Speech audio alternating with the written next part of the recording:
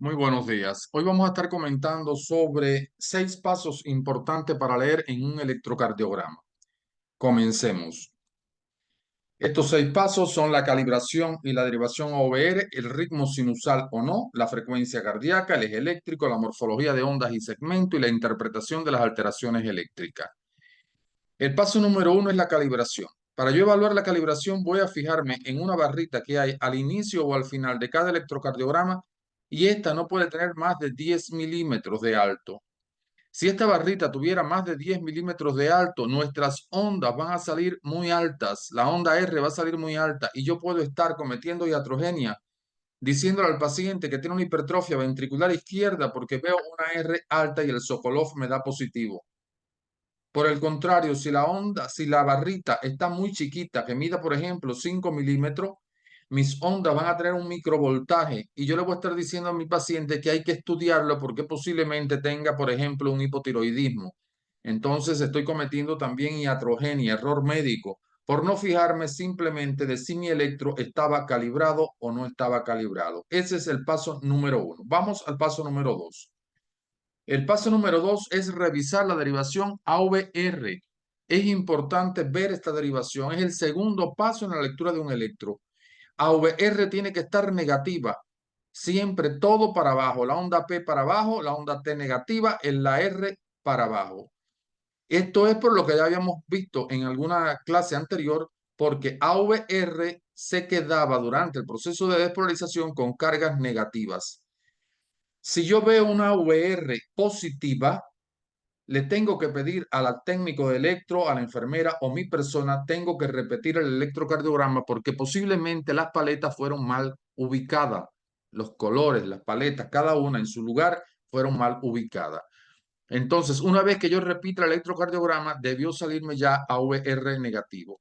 Si continuara saliendo positivo, yo tengo que pensar que tiene una alteración electrocardiográfica y debo referir al cardiólogo para que ellos le estudien, porque hay algunos síndromes raros que son estudiados por cardiología que no son de urgencia, pero sí debemos como médico general referirlo al cardiólogo. Vamos al paso número 3. El paso número 3 evalúa el ritmo del paciente, si es sinusal o no sinusal. Recordemos que cada complejo QRS está precedido de una onda P, que implica que la despolarización ha nacido en el nodo sinusal. Si mis complejos tienen onda P, el ritmo es sinusal. Si mis complejos no están precedidos de onda P, el ritmo es no sinusal. Paso número 4, el cálculo de la frecuencia cardíaca. Vamos a calcular la frecuencia cardíaca en ritmo sinusal y en ritmo no sinusal. En ritmo sinusal agarramos dos ondas R y contamos la cantidad de cuadraditos pequeños que hay entre R y R. En este caso hay 16 cuadraditos chiquitos. Digo, 1500 entre la cantidad de cuadros chicos entre R y R. 1500 entre 16. Y eso me va a dar la frecuencia cardíaca en latidos por minuto de mi paciente. Esto siempre lo hacemos, este método, en ritmo sinusal. Vamos a ver cómo lo hacemos en ritmo no sinusal. En ritmo no sinusal agarramos 30 cuadrados medianos y en 30 cuadrados medianos contamos la cantidad de QRS que hay. En este caso hay 13. Entonces decimos, si en 30 cuadrados medianos hay 13 QRS, vamos a multiplicar este 13 por 10. 10 es la constante. 13 por 10, 130. Mi paciente tendría una frecuencia cardíaca de 130 latidos por minuto aproximadamente. Este sería la frecuencia cardíaca en un paciente en ritmo no sinusal. El eje eléctrico y paso número 5. Aquí vamos a observar cómo el eje eléctrico lo dividimos en 4 cuadrantes importantes: al normal entre menos 30 y 90 grados, a la derecha entre 90 y 180 grados, a la izquierda entre menos 30 y menos 90 grados, y un eje en desviación extrema o indeterminado entre menos 90 y menos 180 grados. Es importante saber diagnosticar el eje eléctrico de mi paciente y en grados, hacerlo en grados, porque por ejemplo, yo tengo un paciente hipertenso que lo estoy viendo hoy en consulta, tiene un eje eléctrico en menos 40 grados. Le estoy poniendo tratamiento a mi paciente para el control de la hipertensión arterial porque estaba no controlado mi paciente y le voy a dar consulta para verlo en 3 meses. Y en 3 meses quiero que venga con otro electrocardiograma. Cuando mi paciente llega a los 3 meses con el electrocardiograma, yo espero encontrar que el eje eléctrico esté un tanto por debajo de menos 40 grados, porque el tratamiento que yo le he impuesto ha trabajado en el remodelado ventricular y auricular izquierdo. Por tanto, debe estar el eje eléctrico un tanto disminuido.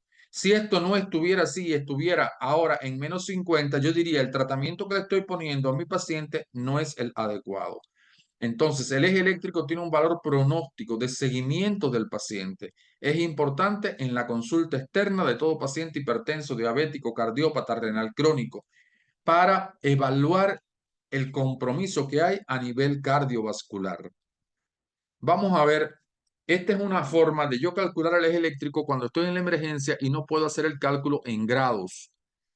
Si agarro mis dos derivaciones de 1 y AVF, si en mis dos derivaciones el QRS está positivo, yo digo que es un eje normal. Si en D1 está positivo, pero en AVF está negativo, es un eje desviado a la izquierda. Si en D1 está negativo y en AVF está positivo, es un eje desviado a la derecha. Si los dos están negativos, es un eje con desviación extrema o indeterminado. Entonces, esto lo vamos a utilizar para orientarnos de la desviación del eje eléctrico en la emergencia cuando no tenemos el tiempo suficiente para hacer el cálculo en grados. Aquí tendríamos la derivación D1, que es la que vamos a estar utilizando, y la derivación AVF, que es la otra que vamos a estar utilizando para el cálculo del eje eléctrico en grados. Lo primero que hacemos es medir el QRS en D1 y en AVF. Yo mido el QRS y veo que la R de D1 mide 16 milímetros y la Q de D1 mide 4 milímetros. Más 16 menos 4, eso da más 12. Por tanto, D1 tiene un tamaño de más 12. En AVF hago la misma fórmula matemática. La onda R tiene un tamaño de 8 milímetros, la onda S tiene un tamaño de 4 milímetros, más 8 menos 4, eso daría más 4. Ya tengo el tamaño de mis dos QRS en D1 y en AVF. Vamos al círculo. Ubicamos en D1, nos había dado 12, lo ponemos del lado positivo. De aquí para acá es positivo en D1, de aquí para acá es negativo en D1. De aquí para abajo es positivo en AVF, de aquí para arriba es negativo en AVF. Como me dio más 12, lo ubico aquí. Y como me dio más 4 en AVF, lo ubico aquí.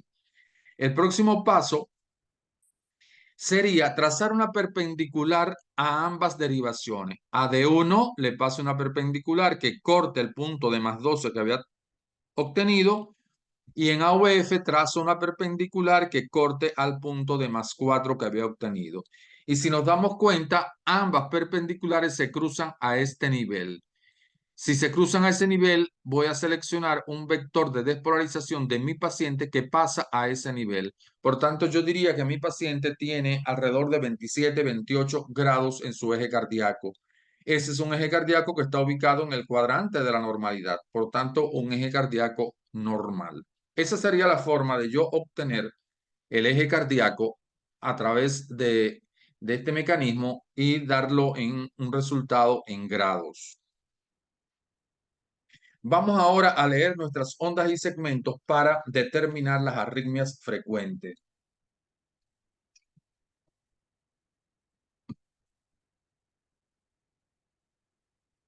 Comenzamos con la onda P. La onda P tiene un tamaño de 2,5 milímetros de alto y 2,5 milímetros de ancho. En esta imagen podemos observar cómo la onda P sobrepasa los 2,5 milímetros. Por tanto, ya habíamos dicho en la clase anterior que esto es una onda P pulmonar. Y cuando yo tengo una onda P pulmonar, estoy ubicado en que hay un crecimiento de la aurícula derecha. Y si hay crecimiento de la aurícula derecha, me ubico rápidamente por orden de frecuencia en las valvulopatías tricuspidias, en las valvulopatías pulmonares y en la enfermedad pulmonar obstructiva crónica, porque son las que comprometen las cavidades derechas para que pueda justificarse el crecimiento de la aurícula derecha. En la imagen de abajo voy a estar viendo cómo la onda P está crecida pero en ancho, no en alto, en ancho, mide más de 2,5 milímetros y esto le llamamos onda P mitral. Y cuando yo veo una onda P mitral, me ubico del lado izquierdo. Valvulopatías que tienen que ver con la válvula mitral, valvulopatías que tienen que ver con la válvula aórtica. En los pacientes con hipertensión o miocardiopatías hipertróficas, donde hay crecimiento de las cavidades izquierdas, puede aparecerme una onda P mitral. Por tanto, me traduce esta onda P mitral crecimiento de aurícula izquierda. Revisemos ahora la hipertrofia de estas cavidades. Fíjense que para las aurículas llamamos crecimiento auricular y para los ventrículos llamamos hipertrofia ventricular. La hipertrofia ventricular izquierda vamos a medirla con el índice de Sokolov. Y el índice de Sokolov me dice la S de B1 o B2 con la R de B5 o B6. Vamos a verla en una imagen que tenemos por acá. La S de B1, fíjense que tiene 5, 10, 15, 20, 23 milímetros. Ya casi la S de B1 me da patología. Si le sumo la R de B5, daría 5, 10, 15, 20, 25, 28 y 2, 30. 30 más 27, ya eso da 57. Por tanto, está muy por encima de 35, que es el límite inferior o el límite máximo del índice de Sokolov. Por tanto, este paciente tiene una hipertrofia ventricular izquierda porque tiene un índice de Sokolov positivo. El índice de Cabrera me evalúa la hipertrofia ventricular derecha. Fijémonos cómo en B1 la fórmula sería B1 es igual a la R, es decir, en la derivación B1 veo el tamaño de la R entre la R más la S. Mide 13 milímetros y la S4, 13 entre 13 más 4, 17. 13 entre 17, 0.76. El índice de Cabrera no puede estar por encima de 0.5. Si está por encima, hay hipertrofia ventricular derecha. Entonces mi paciente tiene una hipertrofia ventricular derecha y donde yo veo esto generalmente también en las patologías, en las enfermedades pulmonares obstructivas crónicas, donde hay compromiso del ventrículo derecho, compromiso de la aurícula derecha. Extrasístoles auriculares. Fijémonos cómo este complejo que tenemos aquí es un complejo que se adelanta. Él debía de haber nacido a este nivel. Sin embargo, se ha adelantado. Es prematuro. Fijémonos que este es el complejo extrasistólico. Este es el extrasístole auricular. ¿Qué caracteriza el extrasístole auricular? Tiene onda P. El complejo QRS es muy similar al complejo de base y una onda T con morfología normal. Vamos a ver el extrasístole ventricular para denotar la diferencia. Fíjense cómo el extrasístole ventricular, este es el extrasístole. No tiene onda P porque esta es la onda T de este complejo. No tiene onda P. El complejo no es igual que el complejo de base y tiene una onda T negativa, oponente. Por tanto, los extrasístoles ventriculares son netamente diferentes a un extrasístole auricular. Ambos extrasístoles, auriculares y ventriculares, si son asintomáticos, sin trastornos hemodinámicos, no llevan tratamiento.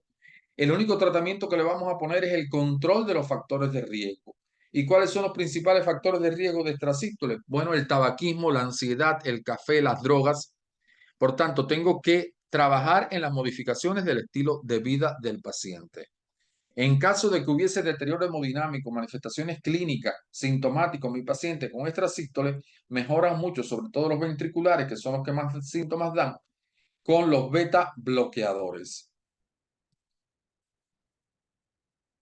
Bradicardia sinusal. La bradicardia sinusal lo único que tiene el paciente es que la frecuencia cardíaca está por debajo de 60 latidos por minuto. Y yo lo sé porque agarro dos ondas R y mido la distancia que hay en ellas, 5, 10, 15, 20, 25, 28,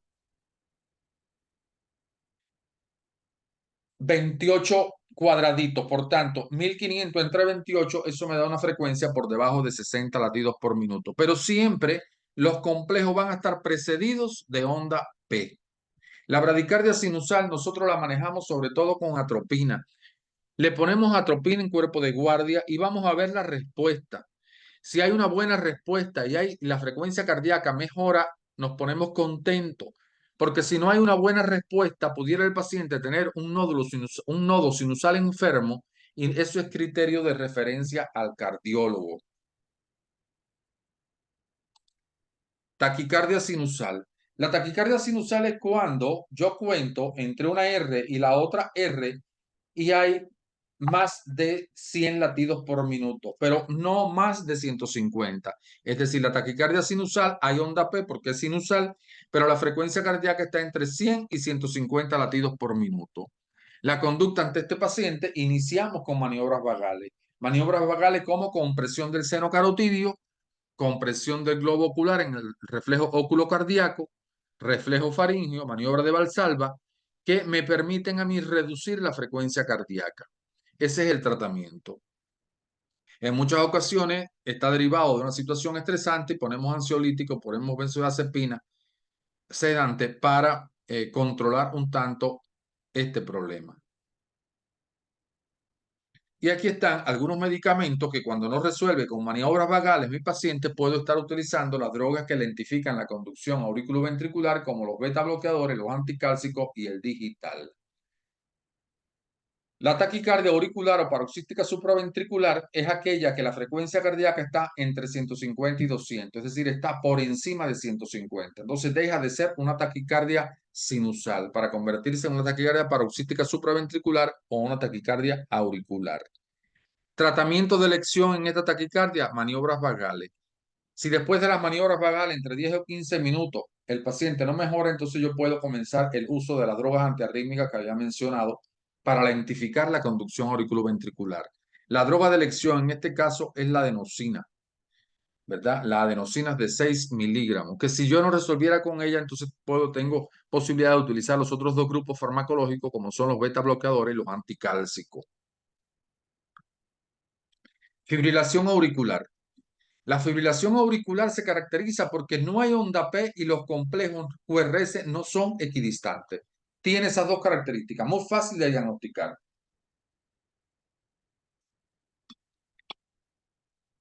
Ahora, cuando yo veo un paciente con fibrilación auricular, tengo que plantearme qué tipo de fibrilación auricular tendrá mi paciente.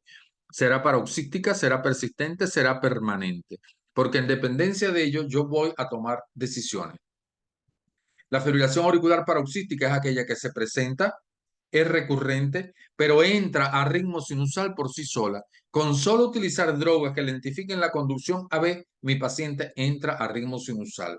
Es decir, yo puede ser que le ponga un beta bloqueador o que le ponga digital o que le ponga un anticálcico y mi paciente entra a ritmo sinusal al bajar la frecuencia cardíaca. Por tanto, no estoy en la obligación de utilizar drogas antiarrítmicas del tipo de la clase 3, como la miodarona o el sotalol, ni tampoco estoy en la obligación de realizar cardioversión farmacológica, cardioversión eléctrica.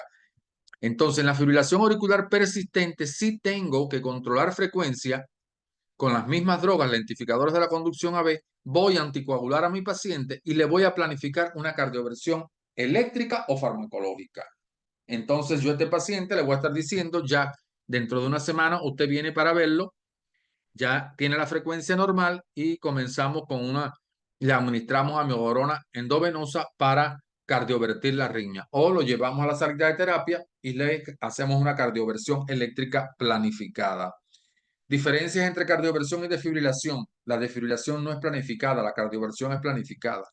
La cardioversión se inicia con dosis baja, con joules, con cargas bajas, mientras que en la desfibrilación las cargas son altas. En la desfibrilación no me da tiempo a mí anticoagular, sí me da tiempo a anticoagular en el paciente con cardioversión. En la desfibrilación no me da tiempo a estar rasurando, quizás hasta ni untar el gel en la cardioversión eléctrica, como es planificado, da tiempo, se planifica, se busca el gel, se rasura el paciente, etcétera.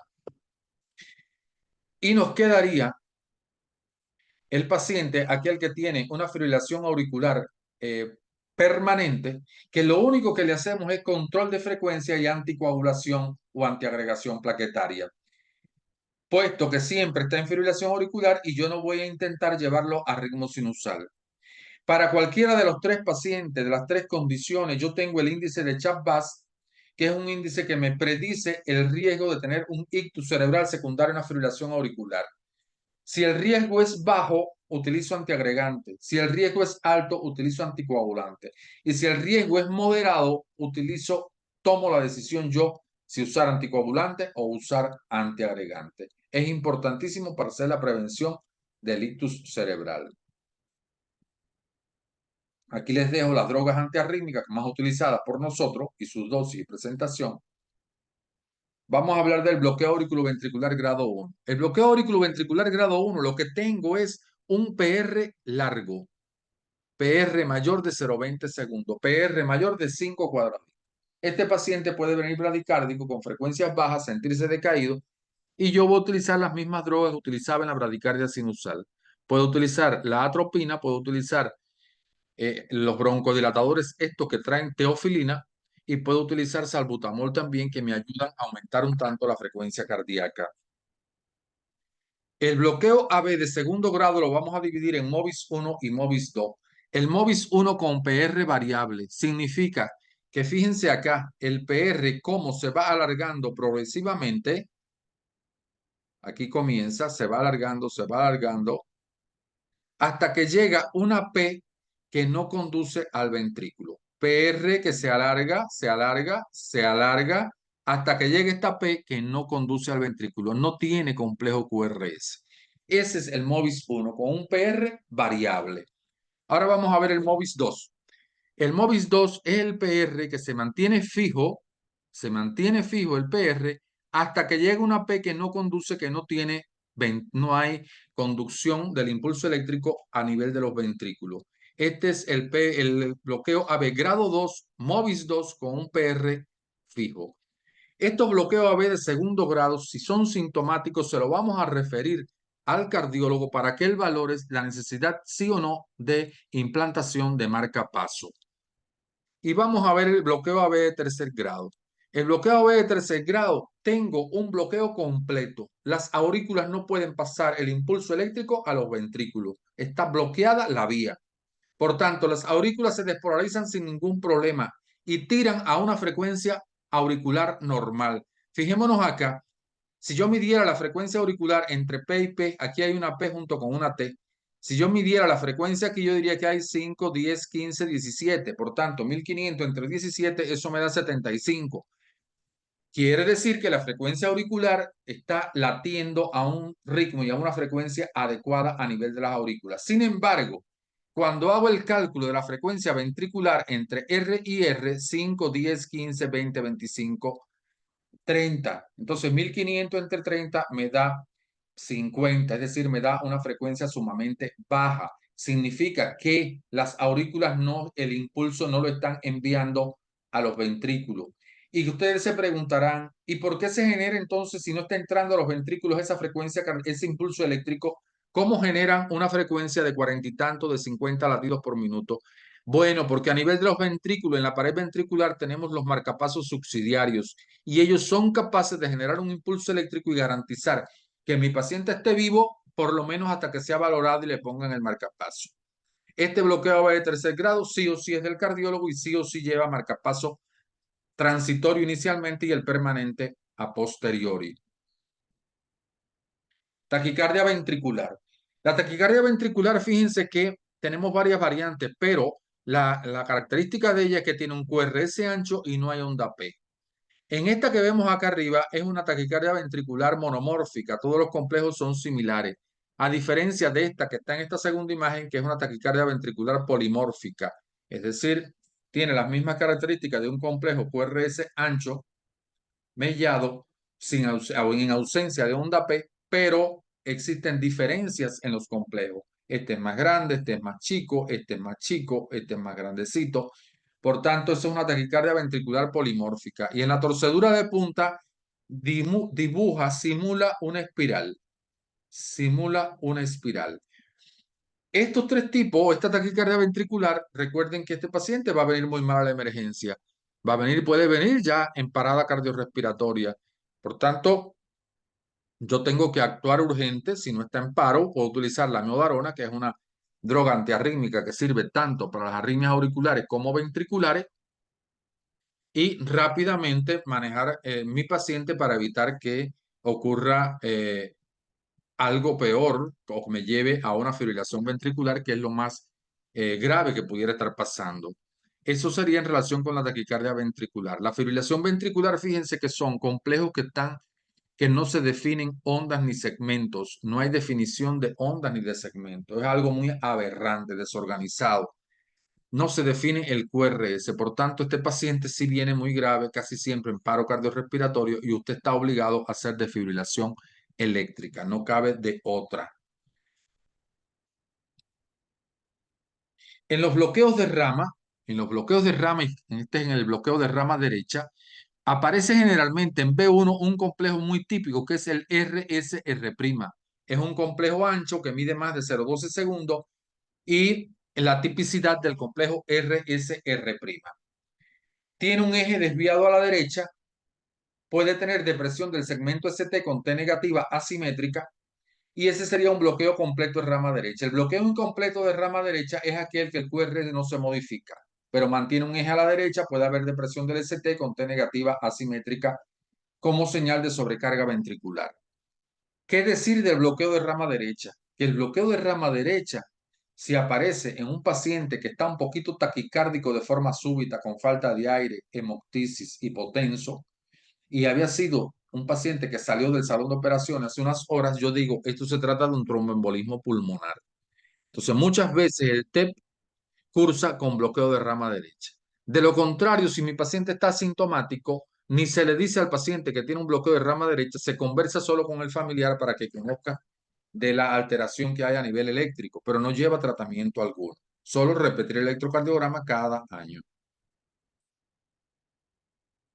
En el bloqueo completo de rama izquierda, el eje está a la izquierda, el complejo QRS está ensanchado.